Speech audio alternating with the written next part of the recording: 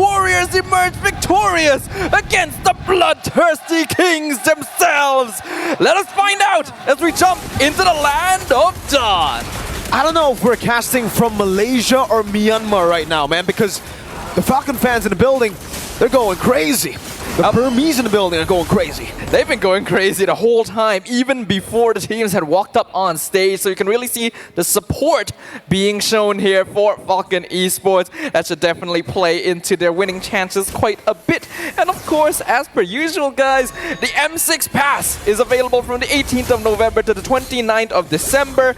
Make sure to complete all active tasks during the event to reach level 75 for free and get amazing rewards, including Claude's Battle Emote, Baxia's Battle Emote, special skin Baxia Dauntless Shield, as well as several other things like Claude's M6 exclusive skin, Challenger Spark. Ooh, or the Prime skin, man. My personal favorite from that pass is definitely the Prime skin, Cosmic Blaze. We haven't seen it just yet in the M6 Swiss stage. Maybe it's still just not the best pick to go for when there's a Granger, when there's Bruno. And on the note of the Bruno, this ain't a random Bruno. You know, this is Benny on the Bruno.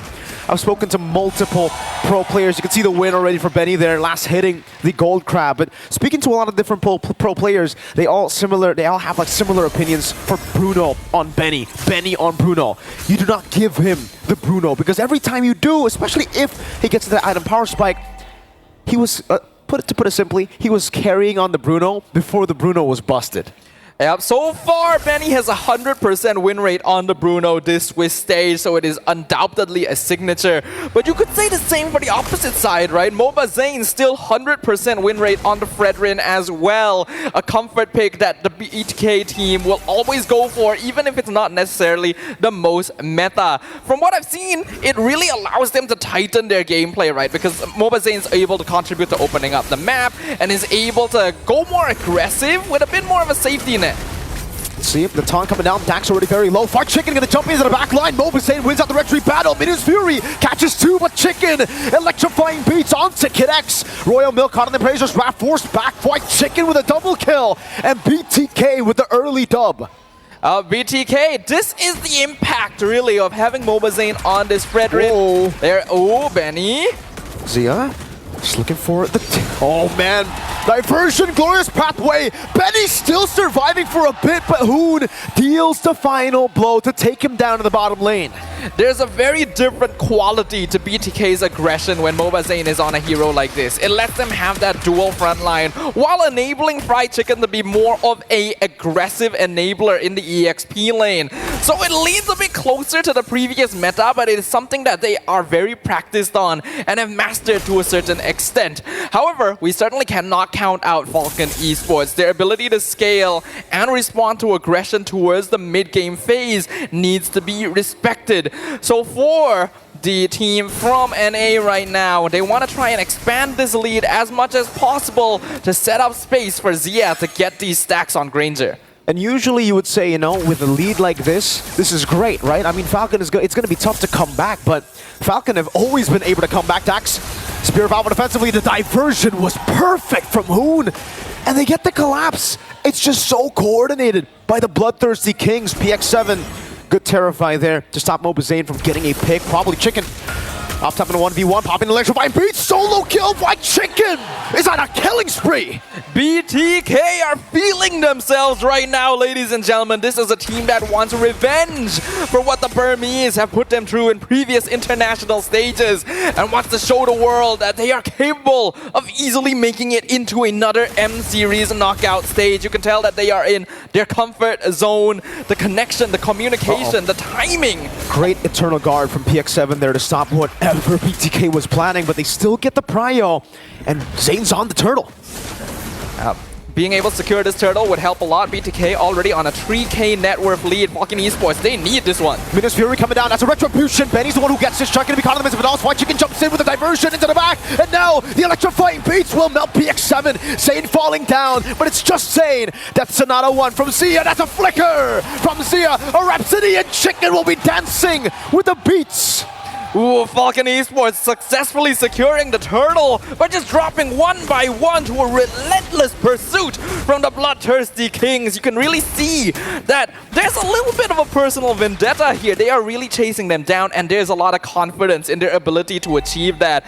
The Joy EXP lane, not something that we've seen in a long time, but actually a surprisingly effective position for the hero, since giving her vengeance allows her to be a much bigger threat, especially now that she no longer has that CC immunity that she started off with when she was introduced. You would think that Phoveus would be a bit more effective at dealing with a dash hero, but nowadays, with the revamp that has been added to him, it's actually more difficult for him to stay on top of White Chicken. Revenge for Royal Milk, perhaps. Chicken Low gets out. Barely there. Good calculation. The Bloodthirsty Kings, it's a bit off, right? I mean, usually when you see a Granger, especially with a Fredrin, you would think that they would play it front to back.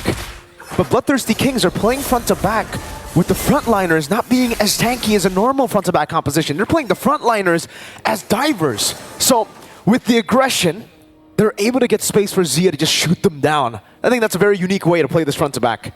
Yeah, frontliners as divers actually seems to be the traditional BTK style, right? That's the reason why mobazane really enjoys these tankier junglers. It enables them to go for the same sort of aggressive stance that you can with a front to back, while also introducing the wild card in the EXP lane as a team fight engager. Because nowadays, we see a lot of heroes like Phoveus or Hylos who can start fights in the EXP lane, but not to the same extent as something like a Joy, for example, right? Uh-oh. Xia gets a turret down below. Zane will just poke Royal Milk out. Xia's Detonata. That's one. Rhapsody as well. BTK corralling over the turtle. Dangerous positioning. Fight Chicken in the back line.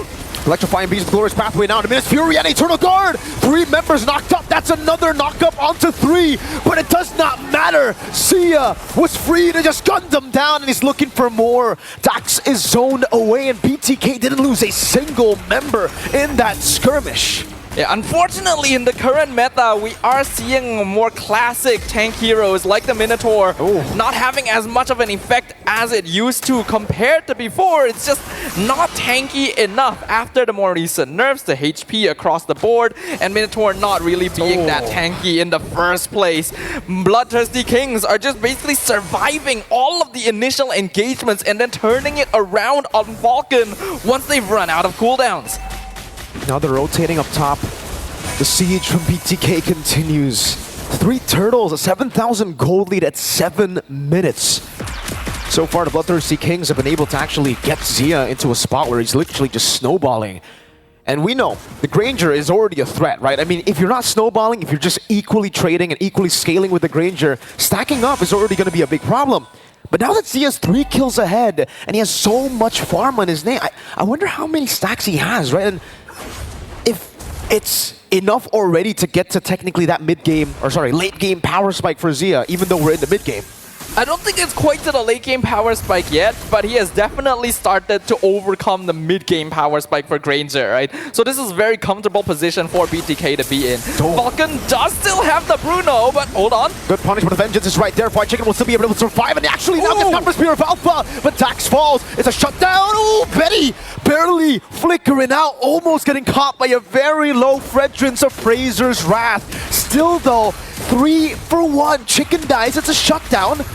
But it's not enough to really get a dub here in terms of trades. And there we have it. 528 stacks at 8 minutes. Yeah, definitely past the mid-game power spike now. Xia in a very, very comfortable position. And we've already mentioned this beforehand, right? When you're up against a Bruno, your goal is to end the game before the 15-16 minute mark. BTK definitely on that track right now. In fact, it's a 9k goal lead in 9 minutes. 14 kills, only 2. Falcon Esports has a draft that's okay at scaling into the late game, but they're so behind at this point. It is going to take them a miracle to be able to turn things around against BTK, and they're just continuing the pressure! A full crush connects! Will fall Chicken dancing in the back. Benny will be able to kite away. That's Sonata, not close enough. Royal Milk body blocking the shots from Xia. They get another kill over. It's Dax and Kid X for Fried Chicken. Oh boy, we are seeing the reason why teams are respect banning this Fredrin. Oh, Skypiercer. Oh, yep, there it is. I really like this timing as well. We saw previously the Granger being played, I believe, by Twisted Minds, going for the Skypiercer very early on to try and build stacks, but this is a better timing where Zia is already in the position to be able to get those stacks easily. The first Lord pushing up top lane usually doesn't do all that much damage, but with the amount of advantage that BTK have under their belt right now, Falcon Esports, their counter engage is not bad, but they're simply not able to dish out enough damage to actually be a threat to BTK. They cannot even survive the initial burst, not to mention deal with mobazane. They were slow pushing up top. Oh my god, a shot! Oh, who gets it with a lethal ignition? Zia constantly just poking him down. Dax in the mid lane, clearing out the wave. The Lord has dealt with one. Chicken trying to look for an angle. Now the Glorious Pathway is placed down. Royal Milk will be forced to flicker out. The Yin reaction ready. Dax still able to clear out the mini waves. Lord taken down up top. And Falcon half defended. But BTK with the first Lord are able to crack a base turret open, and they're looking for more in the mid lane. Yeah, the higher your lead is with the first Lord, the more damage you can do. And even White Chicken being teleported in. With a diversion, out of Vengeance as well. Gets knocked out with a Minus Fury, and Chicken should die. Sane don't miss of it all, still able to survive. Dashes out to safety! And Zia guns him down. One last Death Sonata earlier. 3-4-1 trade. Who looking for White Chicken? And now it's going to be Betty gunned down again. Zia with a Skypiercer. 11 minutes, and BTK take game one. Living up to their name.